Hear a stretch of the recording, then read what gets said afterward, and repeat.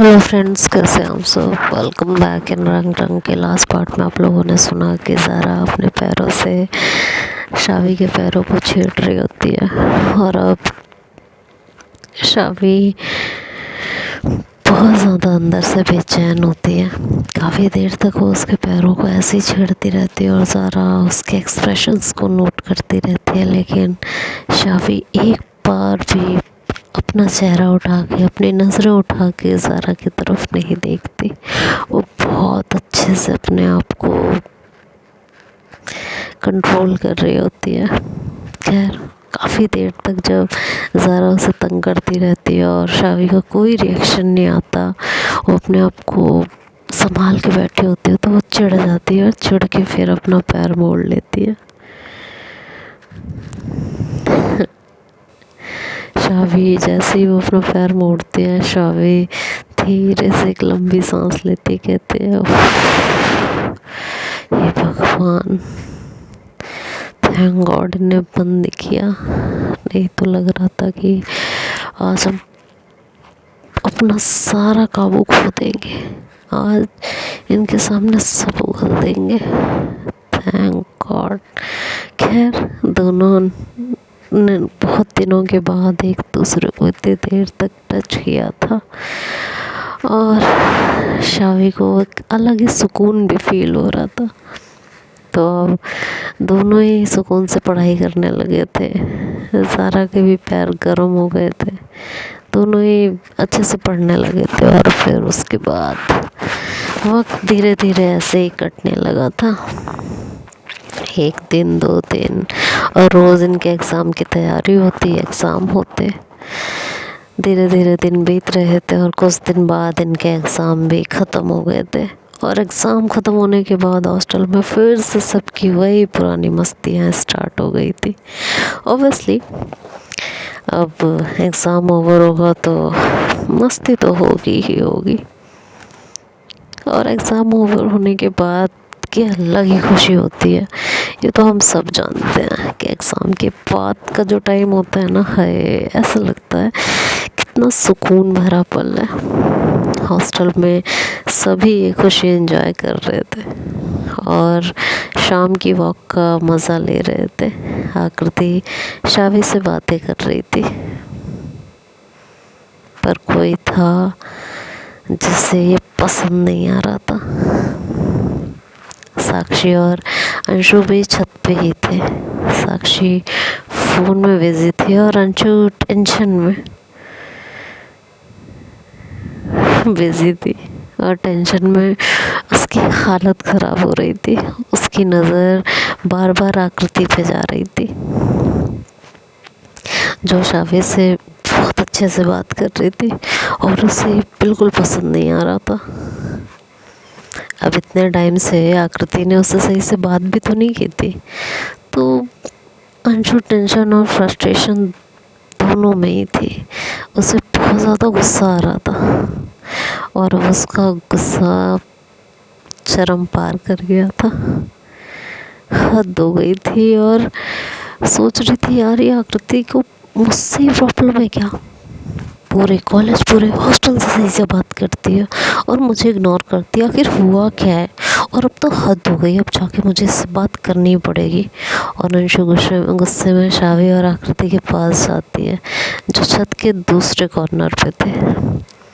वहाँ जाके सीधे कहती है, हुआ क्या है, ऐसा क्यों बिहेव कर रही हो? शावी ने कहा, कुछ नहीं हुआ है। शावी, बस यार, बेवकूफ़ नहीं हूँ, क्या हुआ है? और ये बातें करते हुए अंशु आकृति को देख रही थी। आकृति अंशु को देखती है तो वहाँ से जाने लगती है, तो अंशु डायरेक्ट उसका हाथ पकड़ लेती है। आकृति का हाथ जैसे अंशु पकड़ती है, आकृति कहती है, ये क्या हरकत है? हाथ छोड़ो, हमें जानना है हुआ क्या है।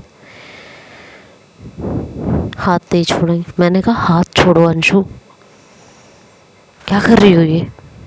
तो अंशु कहती है, मुझे बता दो ना, हुआ क्या है? शावी समझ गई थी कि अगर अब सच नहीं कहा तो बात बहुत बिगड़ जाएगी, बात बहुत बढ़ भी जाएगी और शायद वो हो जाए जो ना आकृति को पसंद आए और ना किसी और को। तो उसने सिचुएशन को संभालने के लिए यही सही समझा और अंशु के कंधे पे हाथ रखते हुए कहा कि अंशु, हम सच बता रहे हैं, पर दी का हाथ छोड़ो और आराम से बात सुन। अंशु ने कहा, हम नहीं छोड़ रहे हाथ, पहले बताओ हुआ क्या। बोल रहे ना अंशु, हाथ छोड़ो दी का, मैं बता रही हूँ। आकृति भी कहती है कि हाथ छोड़ो मेरा। शावी को बहुत धीरे से समझाने के बाद अंशु को भी, मतलब शावी का धीरे वो समझाती है अंशु को, और अंशु को रियलाइज़ होता है कि वो गुस्से में क्या कर रही थी। तो उसने खुद को संभाला और उसका हाथ छोड़ा और कहा कि इस बार पूरा सच प्लीज़। शावी ने कहा हाँ। अंशु ने कहा बोलो, सुन रही हूँ। तभी आकृति ने अंशु की तरफ देख के कहा कि तुम लोगों ने इसके साथ जो भी किया ना वो ठीक नहीं था। अंशु ने कहा पर मैंने किया क्या है। शावी ने कहा दी हम बताते हैं। तो आकृति थोड़ी शांत हो जाती है और फिर अंशु से कहती है कि अंशु, हमें वार्डन मैम ने बताया था कि तुम दोनों में से कोई मेरी हर इन्फॉर्मेशन उसे दे रहा है, मेरे फ़ोन की डिटेल्स भी। तो ये सब उसे कैसे पता है, मेरे फ़ोन में किसका नंबर सेव है, कौन से नंबर किस नाम से सेव है, ये सारी बातें वार्डन को पता है। मैं किससे बात करती हूँ, मेरे फ़ोन में क्या मैसेजेस आते हैं, किसकी कॉल आती है, सारी बातें वार्डन मैम को पता है। आखिर कैसे? अब ये बात तुम ही बता दो कि उन्हें कैसे पता है। अंशु को काफ़ी देर तक कुछ समझ ही नहीं आता। सोच रही होती कि शावी ने अभी क्या कहा है, इसकी इन्फॉर्मेशन वार्डन मैम को। तो अंशु कहती ये सब, आकृति कहती हाँ ये सब। अपनी फ्रेंड के साथ ऐसा कैसे कर सकते हो तुम लोग। तो अंशु आकृति की तरफ देखती हुई कहती है पर मैंने ऐसा कुछ किया ही नहीं है। शावी कहती है मतलब। अंशु कहती है मतलब मैंने ऐसा कुछ नहीं किया है, मुझे इस बारे में कुछ भी नहीं पता है और मैंने ऐसा कुछ किया भी नहीं है। मानती हूँ कि मैं बहुत सच्ची नहीं हूँ, पर यार ऐसा कुछ नहीं किया है, इतना तो भरोसा कर मुझ पे। तो आकृति अंशु की तरफ देखते कहती अच्छा अगर ऐसा ही था तो जब शावी की तबीयत इतनी ख़राब थी तब तुमने उसका साथ क्यों नहीं दिया था। वो वही रूम में थी, एक बार उसका हाल तक नहीं पूछा था तुमने। अंशु ने कहा हाँ मानती हूँ कि मैंने गलत किया, पर उस टाइम मैं खुद परेशान थी, नहीं ध्यान दिया मैंने। पर शावी तुम्हें तो बताया था ना मैंने कि मैं। और ये बोलते हुए वो आकृति को देख के रुक गई। शावी समझ गई थी कि अंशु क्या कहना चाह रही थी। शावी ने कहा हाँ हम समझ रहे हैं। अंशु ने कहा यार अच्छे लोग कम ही मिलते हैं, ये मैं जानती हूँ, और मैं क्यों उन्हें खोना चाहूँगी। सच कह रही हूँ मैंने कुछ नहीं किया है। शावी ने कहा मतलब सब कुछ साक्षी ने किया है। अंशु ने कहा शायद वही होगी, रुक अभी पूछती हूँ। शावी ने कहा नहीं उसकी कोई ज़रूरत नहीं है, रहने दे। अंशु ने कहा पर अगर पूछा नहीं तो पता कैसे चलेगा, और पता नहीं चलेगा तो तुम मुझे ही गलत समझोगी। और ये बात बोलते हुए वो आकृति को देख रही थी। शावी ने कहा पागल मत बन यार, ठीक है जो होना था हो गया, और सॉरी कि मैंने तुम्हें गलत समझा।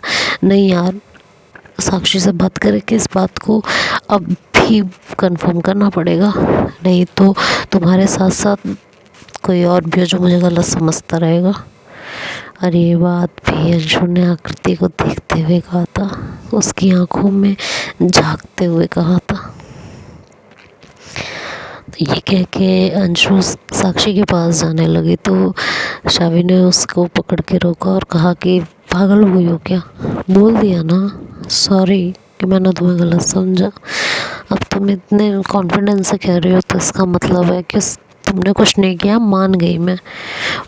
नहीं यार, तो कहती है बस यार अंशु, हमारे पूछने से क्या वो हाँ कह देगी, नहीं कहेगी, छोड़ो ना इस बात को। और ये बोलते हुए शावी ने आकृति की तरफ इशारा किया तो आकृति ने कहा अंशु सॉरी,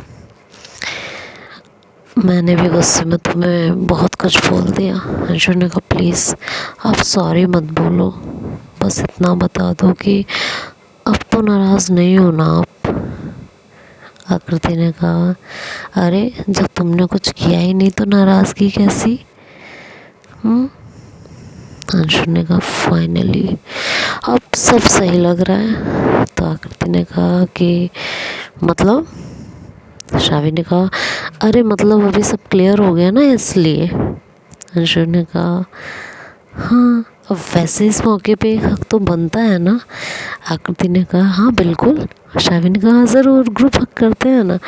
तो अंशु शावी को घूरने लगी तो शावी मुस्कुराते हुए कहती हाँ चलो ग्रुप हक करते हैं। तो अब अंशु ने कहा कि तुम तो रहने ही दो, तुम्हें नहीं करना है, हटो तुम। फ्रेंड थी, अगर इतनी बात तुम्हारे दिमाग में चल रही थी तो आके पूछ सकती थी ना। नहीं, दिल दिमाग में लेके बैठे रहना गलत फहमी को, तुम्हें तो मुझे हक करना ही नहीं है। और आकृति की तरफ देखते और कहती है आप आओ ना। और ये बोल के अंशु आकृति को हक कर लेती है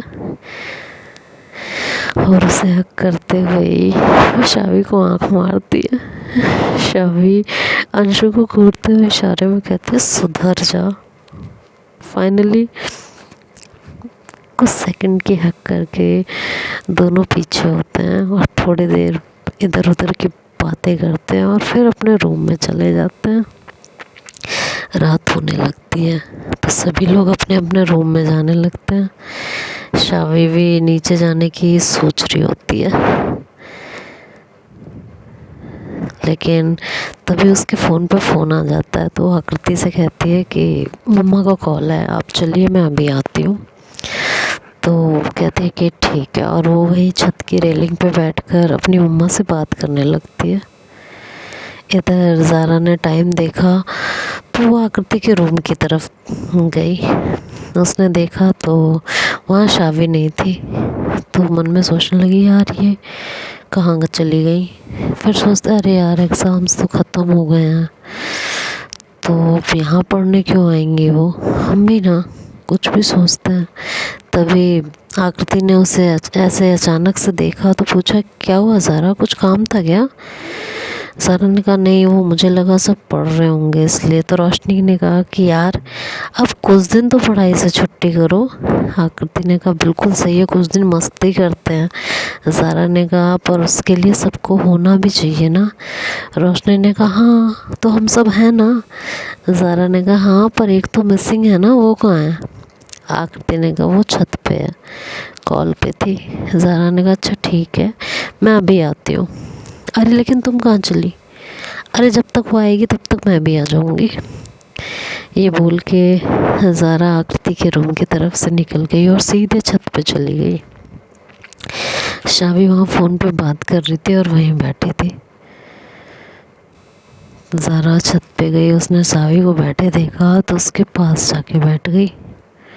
शावी ने भी ज़ारा को बस एक नज़र देखा और अपनी नज़रें झुका ली।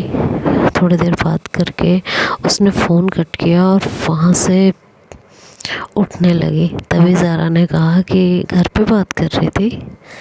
शावी ने कहा हाँ, लेकिन उसने अभी भी ज़ारा को एक नज़र नहीं देखा था और ज़ारा मन ही मन सोच रही थी कि एक बार इधर देख तो लो यार।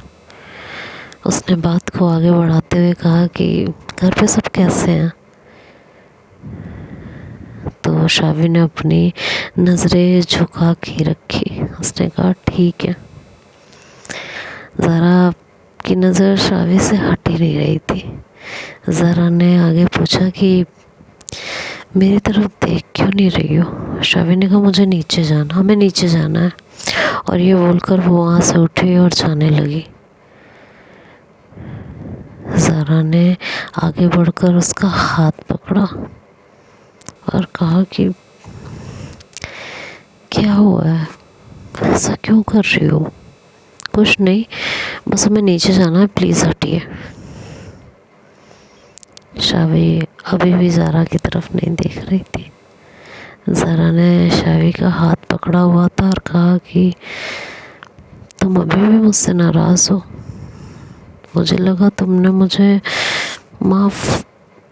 अरे बोल के वो थोड़ी देर के लिए शांत हो गई। फिर बोली कि प्लीज़ जो भी हुआ उसके लिए, पर अब शावी बात काटते हुए बोली अब क्या, जो भी था हो गया, अब कुछ नहीं है, बस बात ख़त्म कीजिए। ज़ारा ने कहा ऐसे कैसे सब हो गया? मुझे पता है जो भी हुआ गलत है, पर क्या आपको मेरे एफर्ट्स नहीं दिख रहे हैं? शावी ने अभी भी नज़रें झुका के ही कहा कि एफर्ट्स? सीरियसली? देखिए हम नहीं चाहते हैं कि हम आपको ऐसा कुछ बोल दें जो नहीं बोलना चाहिए, प्लीज़ हमें जाने दीजिए। और ये बोल के उसने अपना हाथ ज़ारा के हाथों से झटक दिया और आगे बढ़ गई। और वहाँ से जा ही रही थी तभी ज़ारा तेज़ कदमों से शावी की तरफ आए और उसने पीछे से शावी को हक किया। मतलब वो करते हैं ना ऐसे, दोनों हाथ पीछे से निकाल के दोनों शोल्डर को पकड़ लेते हैं, कुछ इस तरह से उसने शावी को पकड़ लिया था और कहा कि नहीं, आप ऐसा कैसे कर सकते हो? मुझे पता है कि आप मुझसे दूर नहीं रह सकते, तो क्यों दूर जा रही हो? प्लीज़ ही रहो ना, मुझे पता है कि तुम नहीं रह सकती मुझसे दूर, तो अभी से छोड़ दो। ज़ारा का शावी को ऐसे थाम लेना शावी की मुश्किलें बढ़ा रहा था। वो ज़ारा से दूर जाना चाह रही थी और उसने बहुत हिम्मत करके फिर से कहा कि गलतफहमी है आपकी, हम दूर रह सकते हैं, प्लीज़ हमें जाने दीजिए। ज़ारा ने कहा नहीं जाने देंगे, चाहे जो हो जाए। देखिए बात को मत बढ़ाइए और हमें यहाँ से जाने दीजिए प्लीज़। ये कह के उसने अपना हाथ ज़ारा के हाथों पे रख के अपने दोनों शोल्डर को उसके हाथों से छुड़ाने की कोशिश की, लेकिन ज़ारा ने अपनी ग्रिप और टाइट कर ली। उसने कहा कि प्लीज़ शावी, देखो जो हुआ उसके लिए, देखिए मुझे कोई बात नहीं करनी इस बारे में, बस आपसे कह रहे हैं ना, छोड़ दीजिए तो छोड़ दीजिए, मुझे इस बारे में कोई बात नहीं करनी है, जाने दीजिए। ज़ारा ने कहा नहीं जाने देंगे, चाहे जो हो जाए। तभी शावी के फ़ोन पे कॉल आई। शावी का फ़ोन उसके हाथ में ही था। उसने अपना हाथ, मतलब फ़ोन निकाल के अपना हाथ ऊपर किया तो ज़ारा की भी नज़र फ़ोन स्क्रीन पर गई और उसने कृति का नाम देखा तो ज़ारा की पकड़ धीरे धीरे ढीली होने लगी।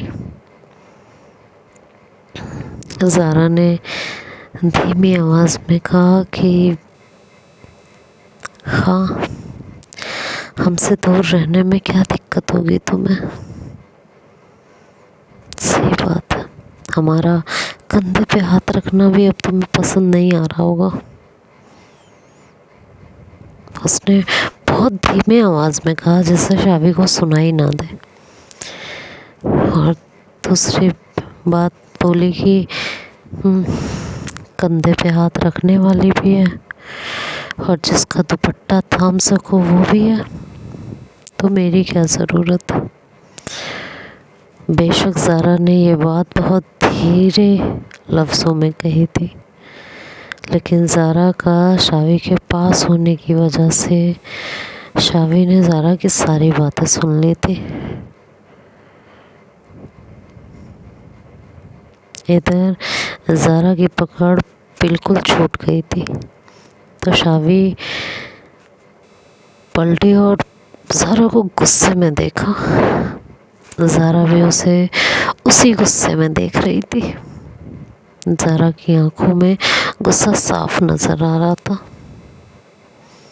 और इधर शावी को भी अब गुस्सा आ रहा था। शावी ने एक शब्द नहीं कहा और वहाँ से चुपचाप चली गई। ज़ारा भी गुस्से में थी, तो वो भी सीधे अपने रूम में गई और बिना किसी से कुछ कहे बेड पर लेट गई थी और मन में बड़बड़ाने लगी कि तभी तो मेरा साथ अब अच्छा नहीं लगा था। इतने टाइम बाद हमने उसे हक किया था और वो छुड़ाने की कोशिश कर रही थी। यही रीज़न था, अब समझ में आ रहा है। कंधे पे हाथ रखने वाली भी है और जिसका दुपट्टा संभाल सके अब तो वो भी है ज़िंदगी में, तो मेरी क्या ज़रूरत है। ज़ारा का गुस्सा सातवें आसमान पे था। तो देखते हैं अब क्या होगा, ये तो नेक्स्ट पार्ट में सुनेंगे। तब तक के लिए बाय बाय, टेक केयर।